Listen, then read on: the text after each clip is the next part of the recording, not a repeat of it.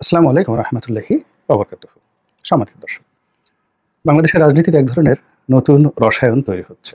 এটি খুব পরিকল্পনা করে করা হচ্ছে। এই রসায়নে বিএনপির রূপান্তর ঘটানো হচ্ছে, অর্থাৎ বিএনপির যে অবস্থান রয়েছে সেই অবস্থান থেকে বিএনপিকে টেনে হিসড়ে নামানো হচ্ছে। অন্যদিকে সেই রসায়নের ফলে একেবারে নতুনভাবে যে দলটি প্রতিষ্ঠিত হয়েছে সেই দলের নেতৃবৃন্দকে এবং সেই দলটিকে টেনে হিসড়ে উপরে তোলার চেষ্টা করছে এবং বিএনপির সমান্তরাল বসিয়ে তারপরে বিএনপিকে বেইজ্জতি করার শত রকম চেষ্টা, তদবির, কৌশল ইতিমধ্যে তৈরি করা হয়ে গেছে। এবং এখানে নতুন যে দল এনসিপি, নামটা এমনভাবে রাখা হয়েছে এনসিপি, আর অন্যদিকে হলো বিএনপি। এন এবং পি এই দুটোর সঙ্গে সামঞ্জস্য রেখে নামটা রাখা হয়েছে মূলত বিএনপিকে হিট অ্যান্ড হার্ড করার জন্য। আবার অন্যদিকে বিএনপির যিনি নেতা জনাব তারেক রহমান, এখন তার যে বর্ণাঢ্য রাজনৈতিক ক্যারিয়ার, তিনি শহীদ প্রেসিডেন্ট জিয়াউর রহমান সাহেবের সন্তান, তারপর বেগম খালেদা জিয়ার সন্তান, তার বাবা সেনাপ্রধান, রাষ্ট্রপতি, মুক্তিযুদ্ধের সেক্টর কমান্ডার এবং সফল রাষ্ট্রনায়কের পাশাপাশি বাংলাদেশের যে ডানপন্থী রাজনীতি, সেই রাজনীতির জনক। বঙ্গবন্ধুকে যদি আপনি রাজনীতির এবং দেশমাতৃকার জনক বলেন, যে ঠিক আছে, বঙ্গবন্ধু জাতির পিতা, বাঙালি জাতির পিতা, তো সে থেকে কন্টেম্পোরারি জিয়াউর রহমানকে দুটো স্থান দিতে হবে। একটা হলো যে বাংলাদেশ নামক যে রাষ্ট্র, সেই রাষ্ট্রটির যদি পিতা ধরেন,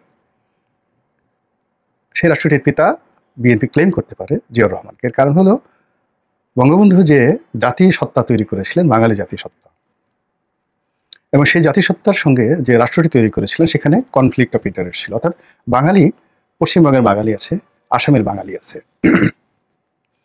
কিন্তু জিয়াউর রহমান শুধুমাত্র এই কেন্দ্রের যে ভূখণ্ডের যারা বসবাস করি তাদেরকে বাঙালি থেকে বাংলাদেশে আলাদা করে ফেলেছিলেন। এবং ৭৫ 15 আগস্টের পর যে রাষ্ট্রটি অ্যাবসলিউটলি একটা হুমকির মুখে পড়েছিল, সেটিকে একটা শক্ত ভিত্তির উপর যে তিনি দাঁড় করিয়েছিলেন। ফলে বাঙালি জাতীয়তাবাদ এবং সেই জাতীয়তাবাদের ভিত্তিতে যে রাষ্ট্রটি, ধর্মনিরপেক্ষ রাষ্ট্রটি, সেই রাষ্ট্রটির বিপরীতে একটি ডানপন্থী, মধ্যপন্থী, একটি বাংলাদেশে জাতীয়তাবাদের যে সরকার, সেই সরকারের একজন সফল রাষ্ট্রনায়ক হিসেবে জিয়াউর রহমান এবং তার সন্তান হিসেবে তারেক রহমানের একটা ভিত্তি কিন্তু তৈরি হয়ে গেছে বাই বর্ণ। দ্বিতীয়ত হলো তার মা। তার মা তিনবারের প্রধানমন্ত্রী এবং সফল, রাজনীতিতে সফল, প্রধানমন্ত্রী হিসেবে সফল, তার ব্যক্তিত্ব থেকে শুরু করে সবকিছু। তো এরকম একজন মায়ের সন্তান, এবং তিনি নিজেও সেই 2001 সন থেকে গত 25 বছর ধরে দলটিকে নেতৃত্ব দিচ্ছেন। মানে 2008 সন পর্যন্ত যুগপৎভাবে তার মায়ের সঙ্গে, তারপর 2018 সন পর্যন্ত বলতে গেলে বেশিরভাগ নেতৃত্ব তিনি দিয়েছেন, আর 18 সনের পর থেকে একক নেতৃত্বে দলটি এই পর্যায়ে নিয়ে আসছেন। ফলে আপনি তাকে নিয়ে মানে আওয়ামী লীগের যারা লোকজন আছে যতই ঠাট্টা করুন, যা কিছু করুন, কিন্তু তিনি তার অবস্থানে কিন্তু পৌঁছে গেছেন। কিন্তু আওয়ামী লীগ তারেক রহমান সাহেবের ক্ষতি করতে গিয়ে যে কাজটি করেছে সেটি হলো আওয়ামী লীগের সভানেত্রী শেখ হাসিনা, বঙ্গবন্ধুর কন্যা, যিনি নিজেকে আনপ্যারালাল ভাবতেন, তাকে নামাতে নামাতে নামাতে নামাতে একেবারে তারেক রহমান সাহেবের কন্টেম্পোরারি নিয়ে আসছেন।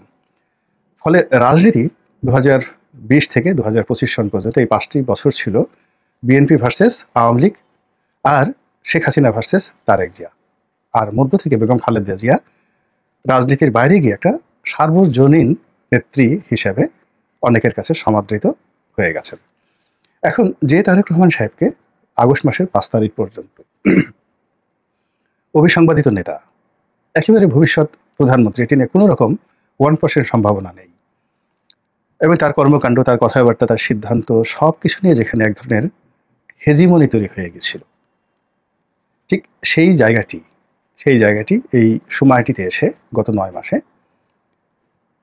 বর্তমান ডক্টর মোহাম্মদ ইউনূস সরকার এবং তার সঙ্গে যারা আছেন তাদের যে রণকৌশল, তাদের যে রাজনৈতিক কৌশল, সেই কৌশলে বিএনপির যে সর্বনাশ হয়েছে সেটা তো বিএনপির সব লোক বুঝতে পারছে সারা বাংলাদেশে।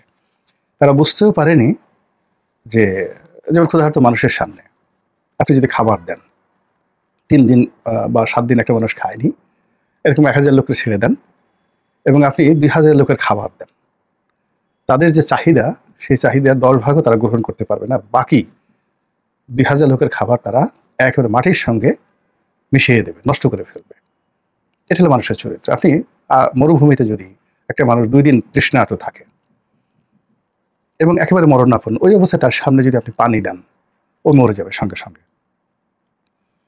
তো বিএনপির যে আকাঙ্ক্ষা, ক্ষমতার আকাঙ্ক্ষা, বিএনপির যে আকাঙ্ক্ষা আওয়ামী লীগকে ছেঁচা দেওয়ার আকাঙ্ক্ষা, বিএনপির যে আকাঙ্ক্ষা সম্পদ অর্জনের আকাঙ্ক্ষা, বিএনপির যে আকাঙ্ক্ষা ফ্রাস্ট্রেশন, প্রায় সেই 2006 থেকে তাদের মধ্যে যে হতাশা ছিল, সেই হতাশার তাকে কাটিয়ে উঠে তারা সফলতার একটা জায়গাতে পৌঁছানোর যে আকাঙ্ক্ষা, এই জায়গাগুলো যারা রাষ্ট্র পরিচালনা করেছে, সেটা সেনাবাহিনী হোক কিংবা ডক্টর মোহাম্মদ ইউনূস হোক, এটাকে একেবারে এলোমেলো করে দিয়েছে। তারা আওয়ামী লীগকে মানে খাদ্য হিসেবে, আওয়ামী লীগের সহায় সম্পদ থেকে খাদ্য হিসেবে ক্ষুধার্ত বিএনপি নেতাকর্মীর সামনে ফেলে দিয়েছে, পুরো সমাজকে তাদের কাছে দিয়ে দিয়েছে। ফলে দেখেন টেকনাফ থেকে তেঁতুলিয়া পর্যন্ত প্রত্যন্ত অঞ্চলে যে মবগুলো হয়েছে, আমরা কিছু মব দেখেছি যেটা এনসিপি করেছে দৃশ্যমান ঢাকাতে জেলা শহরগুলোতে, কিন্তু প্রত্যন্ত অঞ্চলে যে মবগুলো হয়েছে বা এখনো হচ্ছে, যে মামলা মোকদ্দমা, সামাজিক বিশৃঙ্খলা, যে চাঁদাবাজি, যা কিছু হচ্ছে, এই পুরো জিনিসটিকে বিএনপির কাঁধে চাপিয়ে দেওয়ার জন্য যে ম্যাটিকুলাস প্ল্যান করা হয়েছিল, সেই প্ল্যানটা সফল হয়েছে। ফলে আপনি ঢাকাতে বসে যত কথাই বলেন না কেন, গ্রামগঞ্জে গিয়ে ভোট চাইতে যাবেন এখন বিএনপির পক্ষে, ধানের শীষের পক্ষে, আপনি সেখানে বিএনপির জাতীয়তাবাদ নিয়ে, শহীদ রাষ্ট্রপতির সততা নিয়ে, তারেক রহমান সাহেবের প্রধানমন্ত্রিত্ব নিয়ে, তার নেতৃত্ব নিয়ে কথা বলবেন, এটা যারা তৃণমূলের রাজনীতি করেন তারা খুব হাড়ে হাড়ে এটা বুঝতে পারছেন। এবং এই কাজগুলো ঘটানো হয়েছে মূলত বিএনপিকে মানে যাকে বলা হয় শিকলবন্দি করার জন্য। এটা সফল। এখন সেনাবাহিনী অ্যাকশনে যাবে, পুলিশ অ্যাকশনে যাবে, তারপর ডক্টর মোহাম্মদ ইউনূস অ্যাকশনে যাবে, যে যাবে। এখানে তো এখন ত্রিমুখী একটা ধারা চলছে। বিএনপির যে এগেনস্টে যে পক্ষগুলো আছে, সেখানে জামাত আছে, সেখানে জামাত, এনসিপি, ইউনূস, এটির একটি সংগঠন। তারপরে আওয়ামী লীগ এবং তাদের যারা দস্যু রয়েছেন তারা, অথবা ধরেন সামরিক শাসন যদি আসে তাহলে মিলিটারি, মানে 3টি পক্ষ যারাই উইন করবে, এই 3টি পক্ষের 1 নম্বর টার্গেট হলো বিএনপি। এরপর অন্যান্য বিষয়গুলো আসবে এবং সেই টার্গেট ফুলফিল করার জন্য বাড়ি কোথায়, মোবাইল নম্বর কত, কত টাকা কোথায় রাখছে, কি আছে, মানে এত চমৎকার করে ডকুমেন্টারি তৈরি করা হয়েছে যে এখান থেকে যদি বিএনপির প্রতিপক্ষ আক্রমণ শুরু করে, যেভাবে সুব্রত বাইনকে ধরল সেনাবাহিনী, সুব্রত বাইন বাংলাদেশে ধরেন সে 80-র দশক থেকে সে সব কিছু তছনছ করছে, কেউ তাকে রাখতে পারেনি, নেপাল রাখতে পারেনি, ভারত রাখতে পারেনি, বাংলাদেশ রাখতে পারেনি, কিন্তু তাকে কিন্তু ধরে ফেলা হয়েছে। তো একইভাবে বিএনপিকে ধরার জন্য যত রকম প্রস্তুতি সেটি কিন্তু করা হয়ে গেছে। এখন বিএনপিকে ছোট করতে হবে। তো ছোট করার জন্য বিএনপির যারা শীর্ষ নেতৃত্ব রয়েছে, সবার আগে সালাউদ্দিন সাহেবের ভার্সেস বিএনপির মির্জা ফখরুল সাহেব, এদের মধ্যে একটা অন্তর্দ্বন্দ্ব মানে শুরু করে দেওয়া হয়েছে। দ্বিতীয়ত, এটি যখন সালাউদ্দিন সাহেব সম্মুখ সারিতে এসেছেন, মির্জা ফখরুল সাহেব যখন ব্যাক ফুটেছে চলে গেছেন, তখন সালাউদ্দিন সাহেবকে ট্যাগ দেওয়া শুরু হয়েছে যে উনি ভারতের লোক।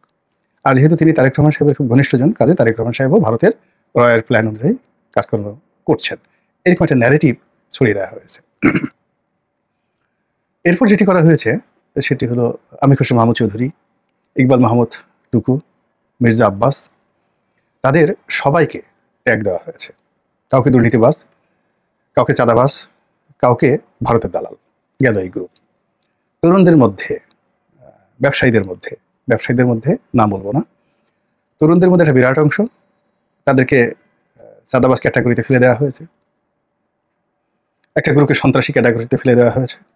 আর যারা তরুণদের মধ্যে রাজনীতি করতেন সাহসী, যেমন এরশাদ, তো তাদেরকে হতোদ্যম করে দেওয়ার জন্য, তাদের ইমেজ ক্ষুণ্ণ করার জন্য এই দক্ষিণ সিটি কর্পোরেশনের যে ঘটনাটা, এটি সরকার যেভাবে ঘটিয়েছে এবং সেই ঘটনার মধ্যে এরশাদ যেভাবে পা দিয়েছে, বিএনপি যেভাবে পা দিয়েছে, আমি যদি এই কথা প্রথম দিন, অর্থাৎ যেই দিন মানে মামলা রায় পেয়ে এরশাদ ফুলের মালা গলায় দিয়ে বিএনপি অফিসে হাস্যোজ্জ্বল ছবি তুলল, কিংবা যেদিন সে লন্ডনে গিয়ে তারেক রহমান সাহেবের অনুমতি নিয়ে আসলেন, আমি যদি সেই দিন এই কথাগুলো আজকে বলতাম, বিএনপির সব লোক মনে মনে রাগ করতেন। কিন্তু আজকে একেবারে স্পষ্ট যে এখনো পর্যন্ত যে সিটি কর্পোরেশন অচল করে দেওয়া হয়েছে এবং সিটি কর্পোরেশনে বিএনপির এবং এরশাদের যারা সমর্থক তারা যে কর্মকাণ্ড করছেন, এই পুরো কর্মকাণ্ড পুরনো ঢাকা এবং দক্ষিণ সিটি কর্পোরেশনের যারা ভোটার সুবিধাভোগী তাদের মধ্যে কি নেতিবাচক প্রতিক্রিয়া তৈরি করেছে, এটি বিএনপি আন্দাজ করতে পারছে কিনা আমি বলতে পারবো না। তবে যারা এই পরিকল্পনা করেছেন সরকারের, তারা খুশিতে কিন্তু বগল বাজাচ্ছে। তো এইভাবে পুরো রাজনীতিটা বিএনপির জন্য জটিল করে দেওয়া হয়েছে। বিএনপি তার সংখ্যাধিক্য, তারপর তাদের যে শক্তিমত্তা, তাদের জনপ্রিয়তা, এটার উপর যে বাহাদুরি করেছিল, সেই বাহাদুরি আসলে এখন কোনো কাজে আসবে না। কোনো বিশৃঙ্খল সেনাবাহিনী সে যত বড় হোক না কেন, 10 লক্ষ সৈন্যের সেনাবাহিনী সেটা মাত্র 50,000 সৈন্যের সেনাবাহিনীর কাছে পরাজিত হয়েছে পৃথিবীতে। কিংবা ধরুন 60,000 সৈন্যের সেনাবাহিনী নবাব সিরাজউদ্দৌলার, সেই সেনাবাহিনী পরাজিত হয়েছে মাত্র 4,500 সৈন্যের সেনাবাহিনী, যার মধ্যে ইংরেজ সৈন্য ছিল মাত্র 800। রবার্ট ক্লাইভ ভার্সেস নবাব সিরাজউদ্দৌলা। কাজেই বিএনপির যে বিপুল সংখ্যাধিক্য, সবকিছু বিপুল, এটা কৌশলের কাছে পরাজিত হতে পারে এরকম নমুনা ইতিহাসে বহু রয়েছে। তো কাজেই এই যে সংখ্যাধিক্য, এটা বিএনপির জন্য এখন বোঝা হয়ে গেছে। বিএনপির নেতৃবৃন্দ যারা ছিলেন, যাদের ত্যাগ ছিল, তিতিক্ষা ছিল, তাদেরকে বিএনপির মধ্যে টোপ ফেলে হোক কিংবা পরিস্থিতি সৃষ্টি করে হোক একে একে ম্যানেজ করে দেওয়া হচ্ছে।